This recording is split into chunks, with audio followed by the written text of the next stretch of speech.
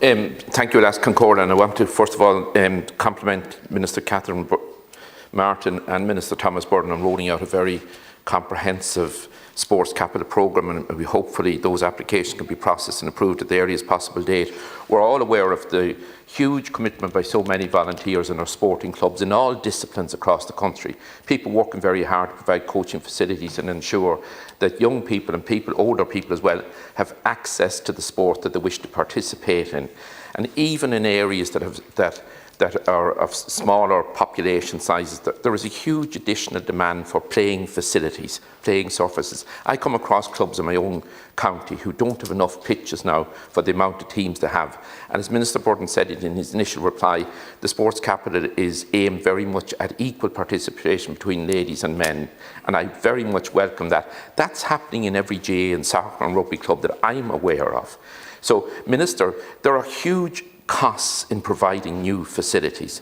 And when I speak to clubs that were awarded grants a few years ago, it's unbelievable how much the costs of carrying out work have risen. So in allocating and finalising approvals, I sincerely hope that the up-to-date costs are factored into that assessment. Thank you, Alas Concord.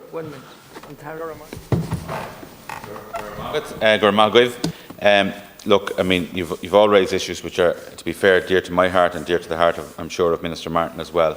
And there has been a lot of work done over recent weeks in terms of discussing with Minister Donoghue what the outlook will be, and I think the outlook will be positive.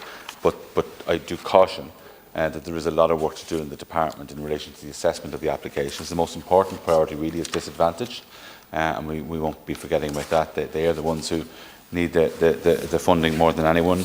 This goes back to the scoring system that Bernard Durkin, Deputy Durkin raised. The issue of clubs that have never applied will get an advantage in the scoring system as well, and the scoring system is publicly available and it is a transparent process. I've added in increased population as a factor there as well, and that has been worked out between the department and public as well. In relation to the swimming pool in Maynooth, not in my constituency, Deputy Durkin, but lots of my constituents would benefit if there was a swimming pool in Maynooth, I'm happy to say. But the key is that would be a large-scale sports infrastructure fund project, and Kildare County Council will have to apply for that. So I strongly encourage you to talk to Kildare County Council about that project. We will be opening the large-scale sports infrastructure fund in the coming weeks, and they would have to prioritise it for my department to be able to consider it. In relation to Deputy Brendan Smith, small rural areas, we see the clubs as the lifeblood of those communities. I think that's really important. We will never forget that. And lots of those rural areas do have a disadvantaged status on the public maps. I think that's very, very important, and we certainly won't forget. And there's a huge work involved with all those volunteers. Deputy O'Murrough talked about Dundalk FC and a number of soccer and GAA clubs and other boxing clubs, maybe in Dundalk as well. And we certainly want to see football do well. We put a huge effort in with the FAI last summer to encourage football clubs to apply. And there are more football clubs who have applied than ever before, and they're looking for a bigger share of the overall ask. So I have no doubt that football clubs will do well, and I only wish more of them applied for the Sports Capital Fund. Deputy Ledden mentioned various clubs and the equipment grants, and the equipment grants will be announced in the coming weeks.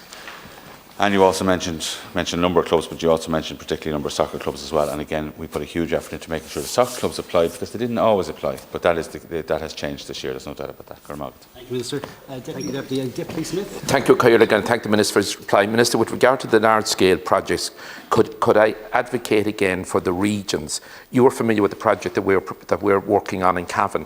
It'll be multi-sport. It will be catering for many sporting disciplines. And Minister, as you are well aware, there are no major sporting centres between Sligo and Dublin and between Belfast and Galway. So the centre like Cavan can cater for people from 3 provinces, from Ulster, Connacht and Leinster, ideal for competitions to be held and for people to access sports. So Minister, I would hope that you lay a particular emphasis on the large-scale projects being multi-sport facilities, catering for different sporting disciplines, such as the proposed project in Cavan will cater for a multitude of sports. Thank you, Cahirlig.